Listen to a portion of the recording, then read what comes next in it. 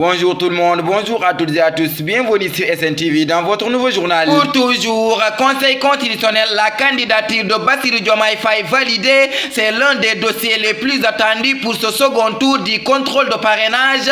Recalé au premier tour, Bassirou Diomaye Faye était appelé à régulariser près de 4219 parrains nécessaires pour valider sa candidature. Après son passage au Conseil constitutionnel ce mardi 8 janvier 2024, Bassirou Diomaye Faye passe avec succès l'étape des parrainages. Autrement dit, son dossier de candidature a été validé par la commission de contrôle des parrainages.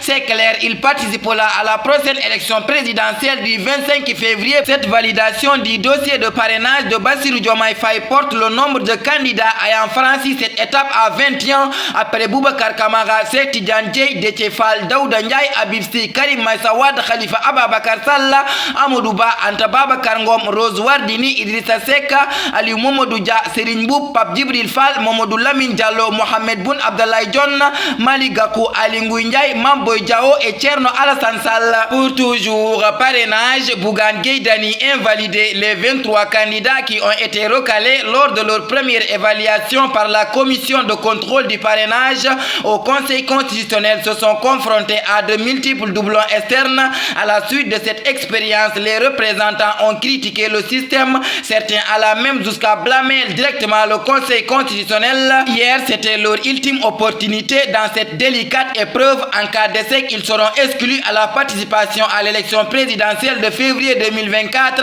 Le mandataire de la coalition Gom Sa Bopp avait quant à lui rassuré ces termes: nous avons un stock suffisant, donc nous allons nous mettre au travail dès maintenant. Pour toujours, invalidé, Aminata Touré surprend. Le contraire m'aurait surpris. Aminata Touré, candidat de la coalition MPC Mimi 2024, n'a pas réussi à réunir les parrainages nécessaires dans les régions qui lui faisaient défaut. Elle ne dispose pas du nombre minimum de parrainages requis pour participer à l'élection présidentielle de février 2024. Pour l'instant, elle est écartée à la course présidentielle. Pour toujours, parrainage, le directeur Abdourahmane Diouf recalé. Le candidat à la présidentielle du 25 février prochain, directeur Abdourahmane Diouf, n'a réussi à passer le cap du deuxième tour avec 39 951 parrains insuffisants pour passer cette étape cruciale. Pour toujours, lycée Blaise Diagne, professeurs et élèves abandonnent les classes.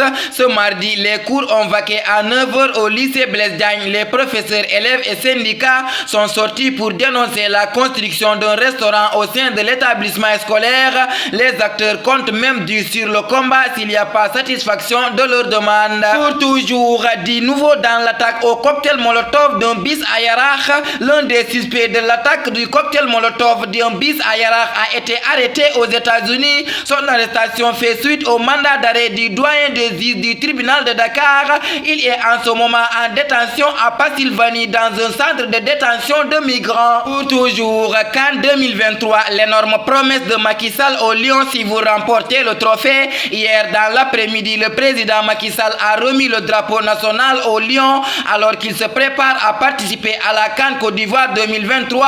Ce fut un moment solennel au cours duquel le chef de l'État a eu l'occasion de faire une grande promesse aux partenaires de Sadio Mané s'il parvenait à remporter à nouveau la Coupe d'Afrique des Nations. Tafa Actu le 10 janvier 2024. Mieux vaut la dictature du fer que l'anarchie de l'or. Ces mots mettent fin à notre édition. Merci de votre fidélité, de rester sur les ondes de SNTV. Que la paix et la miséricorde de Dieu soient avec vous. Bonsoir.